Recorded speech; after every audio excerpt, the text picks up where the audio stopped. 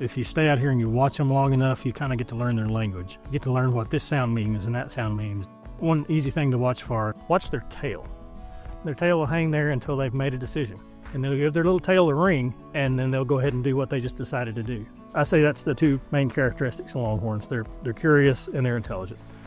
My name's Will Cradduck. We're out here at the Fort Davis Ranch. It's our grazing lease for the state of Texas Longhorn Herd, and I manage the state of Texas Longhorn Herd.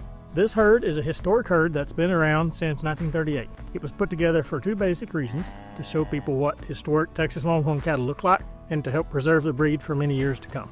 We're talking about genetically managing a herd that holds a large portion of the entire breed's remaining genetics in the world. We think there's only a few thousand of these cattle left in the world, and we're standing right here with 120 of those. It's 120 mother cows plus their calves plus 10 to 15 steers with each group. So overall there's about 200 animals out here. Texas Longhorns are the original cattle of Texas. They were introduced by the Spanish in the 1500s, and they were the first and the only cattle for about 350 years. Where other breeds of cattle in the world have been over years selected for specific traits, the Spaniards did not try to change them. They had a large genetic diversity that allowed them to adapt to just about any situation.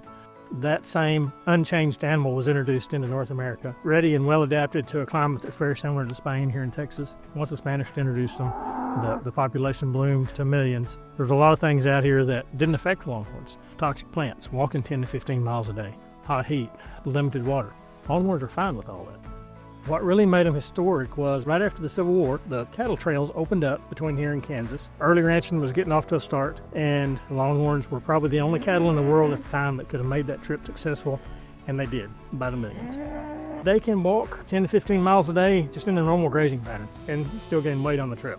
Bodies are kind of barrel-shaped, and while overall they're not real tall, they carry their weight up high so their legs have a longer travel. Longhorns have enough muscling on their frame to be athletic. They do not have any excess muscling. You very rarely see a Longhorn fat enough where you can't see their skeletal structure.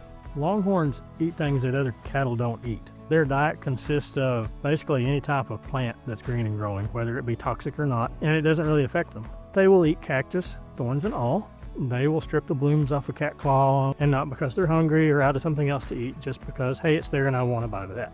Originally, we knew from history that these cattle were direct descendants of those early Spanish cattle. Now we can look at DNA and realize that they track only with Spanish cattle. It's almost like looking back in time.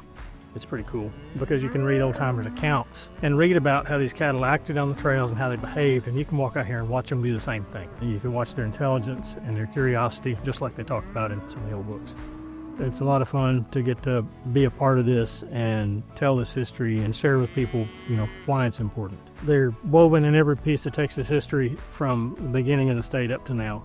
Everything we talk about has the Longhorns as part of the supporting or even the starring role. It was a readily available food source and income source for many years, and developed our beef industry here in Texas into what it is today, and got Texas off to a great start.